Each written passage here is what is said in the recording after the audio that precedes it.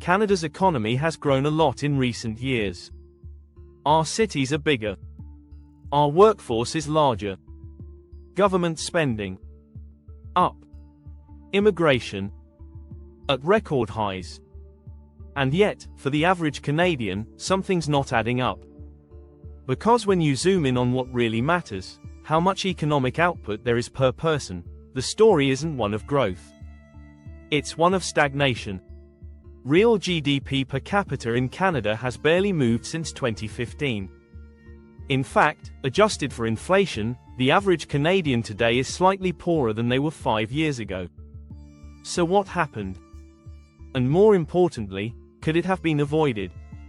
First, let's get one thing straight. This wasn't caused by COVID. The signs were there long before the pandemic hit. Through the 2000s and 2010s, Canada was quietly slipping in key areas that affect how much economic value each person creates. Business investment in tools and technology had been on the decline since the mid-2000s. Fewer companies were spending on research and development.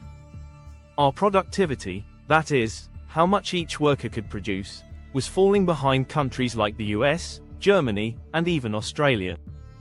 It's like a factory that keeps hiring more people, but doesn't upgrade its machines. Sure, output might rise in total, but not per person. That's what Canada's economy was doing. We were growing through numbers, not efficiency. Government after government, both liberal and conservative, focused more on total GDP than GDP per capita.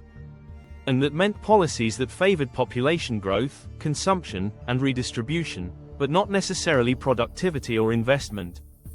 Then came 2020. COVID-19 hit the brakes on the entire economy. Governments around the world scrambled to prevent collapse, and Canada was no exception. The response was massive: CERB, business subsidies, stimulus checks. The federal government ran a deficit of over $300 billion that year, more than any peacetime year in Canadian history. And to be fair, it worked, for what it was meant to do. It kept people afloat. It prevented mass layoffs.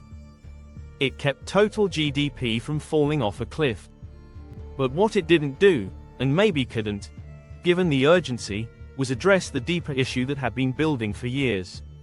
It didn't improve how much value each Canadian could produce. It didn't boost productivity. Worse, when the emergency ended, the policy shift we needed never came. The federal government doubled down on what it had been doing before: high immigration, high spending, and no major reform to the structures holding us back. But here's the catch: federal policy isn't the be-all, end-all. Even when Ottawa gets ambitious, it can't fix structural problems alone. Many of the roadblocks to productivity, like housing, zoning, licensing, or transit, aren't in federal hands. They're provincial. And that disconnect has been one of Canada's biggest liabilities. Now, here's where things get more complicated. Because while federal policies have a huge impact on the economy, they don't operate in a vacuum. Take housing. Over the past 5 years, Canada has added more than 1 million new residents annually, the fastest population growth rate in the developed world. But we haven't built enough homes to keep up. And a big part of that failure: provincial and municipal governments. In provinces like Ontario and BC, housing construction has been choked by red tape, zoning restrictions, and what you might call institutionalized NIMBY-ism. Not in my backyard.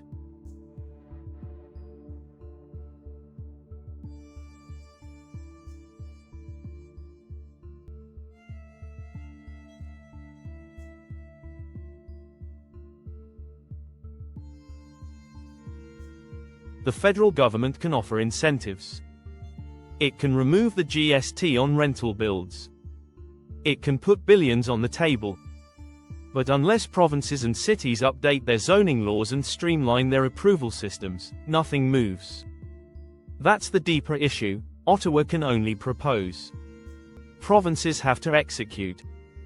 And when that partnership breaks down, even the best policy on paper doesn't produce results on the ground. So how did Canada's economy keep growing, even as GDP per person flatlined. Let's start with what made the pie look bigger, even if individual slices didn't get any thicker. First, immigration. Canada added more people than almost any other developed country over the past few years, over 1 million per year by 2023. That's great for total GDP. More workers, more consumers, more housing demand, more economic activity. But if each new person adds about the same as the last, or less, especially if they're underemployed, then the size of the pie grows, but the average slice stays the same. Or gets smaller. That's exactly what happened. Then there's real estate. For years, housing was a huge driver of growth. Construction, home sales, renovations, financial services, all of it added to GDP. In places like Toronto and Vancouver, housing became not just a place to live, but a major economic engine. But here's the catch: real estate adds to GDP when prices and loan transactions go up, not necessarily when housing becomes more productive or more affordable. What about oil and gas?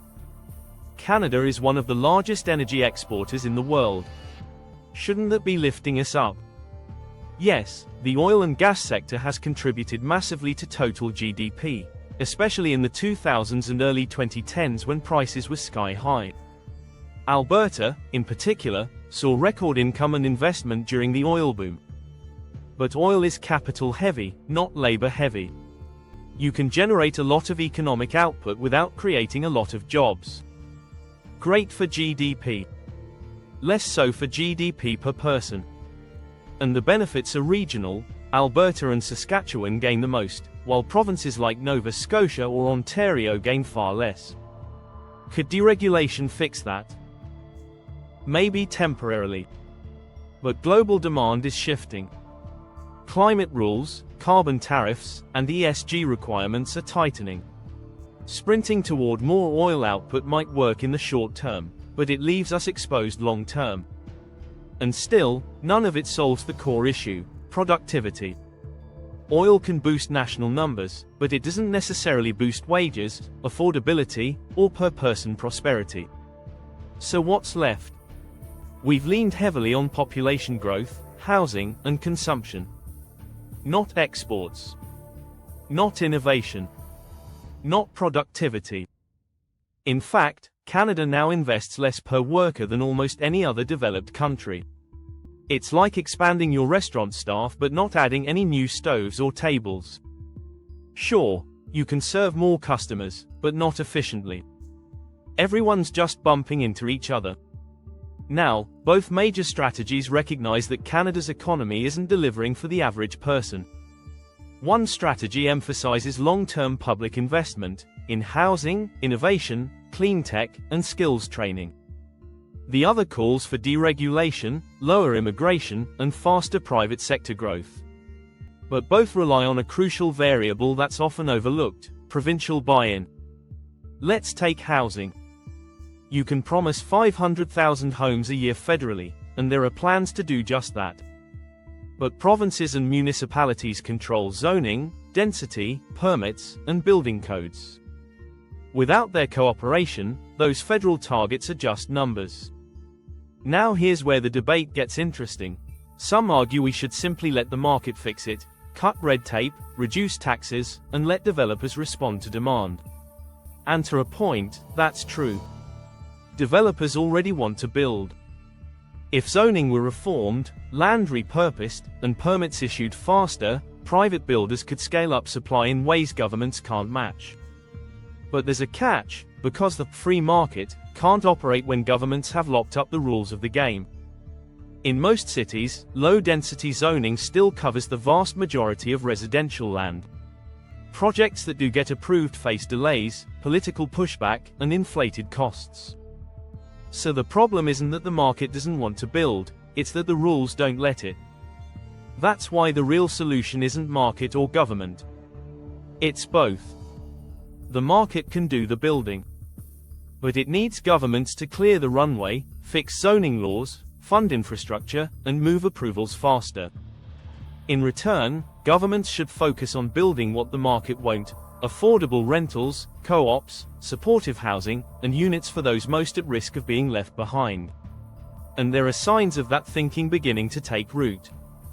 The Liberal platform, for example, proposes allowing builders to use federal land to construct affordable and mixed-income housing, a move that could reduce land costs and act as a kind of kickstart for the market to scale.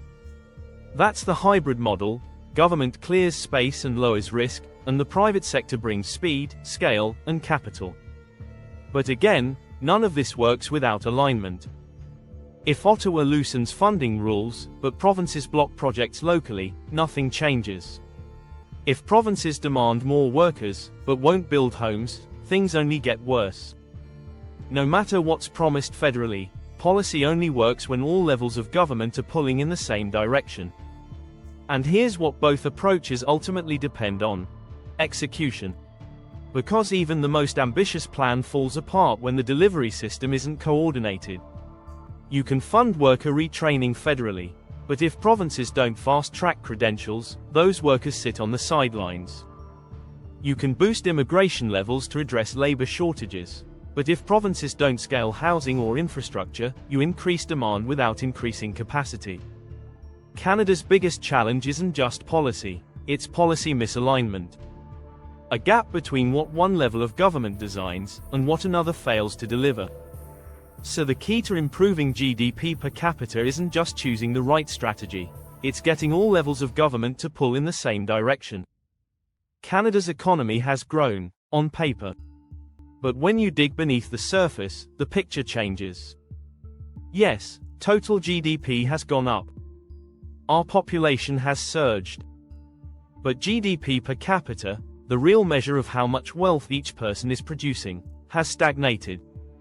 Or even declined. That didn't happen because of one event or one government. It happened because of a long string of policy choices, at both the federal and provincial levels. We chose to expand rapidly through immigration, but failed to scale housing and infrastructure alongside it. We invested heavily in consumption and transfers, but not enough in capital, productivity, and innovation. We allowed project approvals, zoning, and credential recognition to move at a glacial pace, even as labor shortages and housing crises deepened. When COVID hit, we did what was necessary: stabilize the economy. But after the crisis passed, we didn't adapt. The deeper structural issues, slow productivity growth, weak business investment, strained housing systems, were left largely untouched. Now, Canada stands at a crossroads. Not a political one, but an economic one. Because the real question isn't about who's in charge. It's about what kind of economy we're building.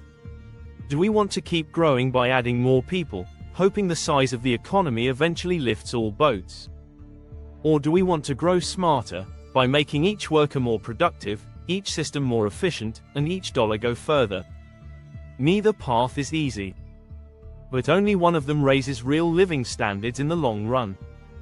And whichever strategy we choose, it has to be coordinated, across levels of government, across sectors, and across timelines.